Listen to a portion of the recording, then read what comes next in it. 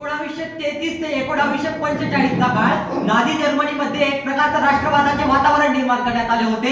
मुळात तो राष्ट्रवाद नाही तर तो हिंसा अंधश्रद्धा आणि द्वेषावर आधारित एक विचारधारा होती।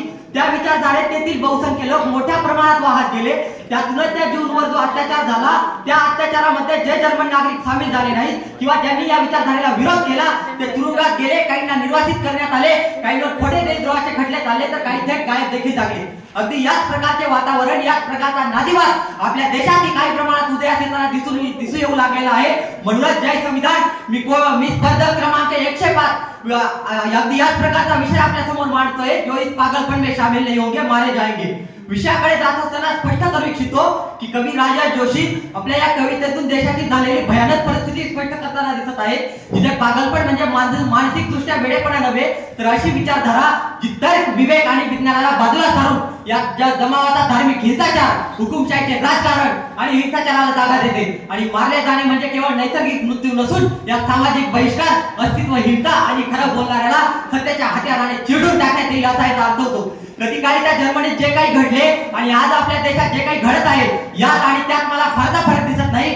कारण सप्टेंबर 2020 दिल्लीमध्ये उमर खलीद नावाचा युवा होत असलेले संविधानाचे व त्याच्या मूल्यांचे उल्लंघन व सीएए, एनआरसी सारख्या गैरसंविधानिक कायद्यांविरोधात आवाज उठवतो त्या दिवसापासून तर आज होत आलेले 5 वर्ष त्याला तुरुंगात ठेवण्यात येतं। तरी नाकसले कोर्ट ट्रायल, नाकसले न्यायालयीन पुरावे दाखवता। एवढंच नाही तर राजस्थानातील 23 वर्षाचा यूपीएससी करणारा विद्यार्थी जेव्हा स्वतःच्या अभिव्यक्ती स्वातंत्र्याबद्दल बोलतो त्याला तर अक्षरशः जीवित ठार मारण्यात येतं। रोहित वेमुला पासून तर आजपर्यंत कित्येक निर्दोष या पागलपणाच्या विचारधारेला बळी गेले व जात आहेत। देशात कलम 19 तर फक्त नावापुरता उरला तर राष्ट्रीय आणीबाणीमध्ये देखील रद्द होणारा कलम 21 जो आपल्या जीवनाचा अधिकार देतो त्याला तर आज अक्षरशः पायाखाली तुडवण्यात येत आहे। आणि जो कोणी या विचारधारेला प्रश्न विचारेल त्याला नेपाळी, त्याला चायनीज तर कधी पाकिस्तानी लेजंड म्हणून संबोधण्यात येतं। जर कोणी स्वतःचे हक्क मागेल त्याला आतंकवादी, तरबंद, नक्षली म्हणून देशाचे सार्वभौमत्व धोक्यात येतं असे म्हणून त्याला यूएपीए सारख्या काळ्या कायद्यांमध्ये अडकवण्यात येतं। मग जर स्वतःचे हक्क मागितल्यावर देशाचं सार्वभौमत्व धोक्यात येतं तर ज्या दिवशी ते अमेरिकेच्या व्हाईट हाऊस मध्ये बसून तो गोरा भारताच्या सीजफायरची घोषणा करतो त्या दिवशी भारताचं सार्वभौमत्व का धोक्यात आलं हा प्रश्न या ठिकाणी मी विचारू इच्छितो। जर संविधानावर बोलणे व संविधानाचे रक्षण करणे, जर देशात रक्षण करणाऱ्या जर आतंकवादी म्हणून तुरुंगात ठेवण्यात येत असेल तर त्या संघटनांचं काय ज्यांनी पब्लिक रजिस्ट्रेशन अधिनियमानुसार स्वतःची नोंदणी केलेली नाही, ते देशाचा तिरंगा स्वीकारत नाही, संविधान स्वीकारत नाही, AK-47 सारखे हत्यार बाळगतात तर देशात धार्मिक दंगली सुद्धा पेटवतात। हे नाही का आतंकवादी, यांना तुरुंगात का ठेवण्यात येत नाही? तुरुंगात ठेवण्यात येतं सोनम वाहतूक सारख्या वैज्ञानिकाला, तर तुरुंगात ठेवण्यात येतं पेपर लीकच्या विरोधात आंदोलन करणाऱ्या शिक्षका व विद्यार्थ्याला। तुरुंगात आज राजधानी दिल्ली दिवसेंदिवस श्वास घेण्याच्या लायकीची उरली नाही तर त्या दिल्लीमध्ये पर्यावरणाविषयी मोर्चा काढणाऱ्या विद्यार्थ्याला तुरुंगात ठेवण्यात येतं। कायद्याने जरी राष्ट्रीय आणीबाणीचे प्रकार 3 सांगितले आहेत ना, पण मला आपल्या देशात आजकाल राष्ट्रीय आणीबाणीचे प्रकार 2च दिसतात। एक ती आणीबाणी जी घोषित करून लावण्यात आली होती आणि एक ही या पागलपणाची आणीबाणी जी न घोषित करता लावलेली आहे। कारण ज्या दिवशी संसदेत विरोधी पक्षनेत्याचा माईकच बंद पडतो ना त्या दिवशी हा भारत लोकशाहीचा फक्त एक पॅरडी अकाउंट बनून उरलेला आहे। विकसित भारताच्या नावावर हा पागलपणाचा जंगलराट चालत आहे अक्षरशः।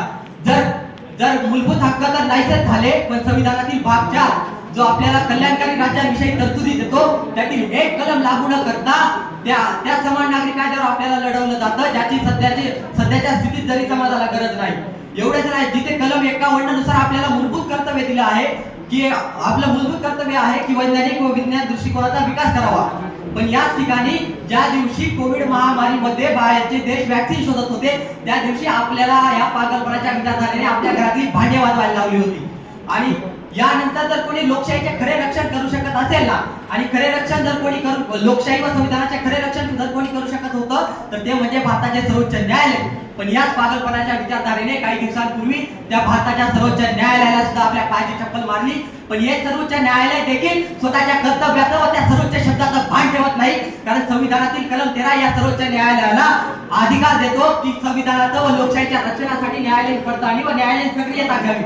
पण आज देशात लोकशाहीची सरेआम होत असलेला खून, नागरिकांचा चोरी होत असलेलं मतदान, तर ईडी सीबीआयची वाढती दहशत या कोणत्याही गोष्टी दिसत नाही। तर हे सर्वोच्च न्यायालय गल्लीत फिरणाऱ्या कुत्र्यांना व त्या फारकतीच्या केसमध्ये, त्या फारकतीच्या खटल्याच्या केसमध्ये निर्णय देण्यात याला फार मजा येते। या पागलपणापासून जर कोणी आपल्याला सावध करू शकलं असतं तर ती म्हणजे देशातली प्रसार माध्यमे मीडिया. पण देशातल्या मीडियाला नेमकं पिसाळलेलं कुत्रं चावलं म्हणून देशातल्या मीडियाला नेमकं पिसाळलेलं कुत्रं चावलं की पिसाळलेल्या कुत्र्याला नेमकी आपल्या देशातली मीडिया चावली म्हणून ते पिसाळले मला समजेना झाले. देशात जर खरे अल्पसंख्याक आज कुणी असेल तर ती आपण स्वतः भारतीय आहोत, कारण बाकीचे लोक स्वतःला हिंदू आणि मुसलमान म्हणून घेण्यात व्यस्त आहेत. जर कधी 5 ट्रिलियन अर्थव्यवस्थेची तर कधी खात्यावर 15 लाख येण्याची खोटी स्वप्न दाखवली जातात. पण जय जवान जय किसान वाक्याला आज 60 वर्ष पूर्ण होत आलेली आहेत. त्या जवानाच्या आणि त्या किसानाचे डोळ्यातले अश्रू मात्र कोणाला दिसत नाही. जो तो सत्तेसाठी इथे जाऊ की तिथे जाऊ करत बसलेला आहे.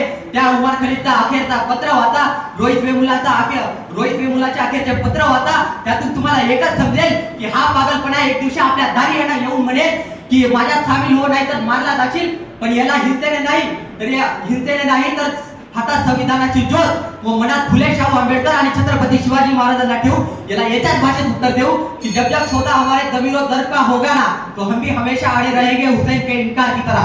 जय संविधान, जय भारत.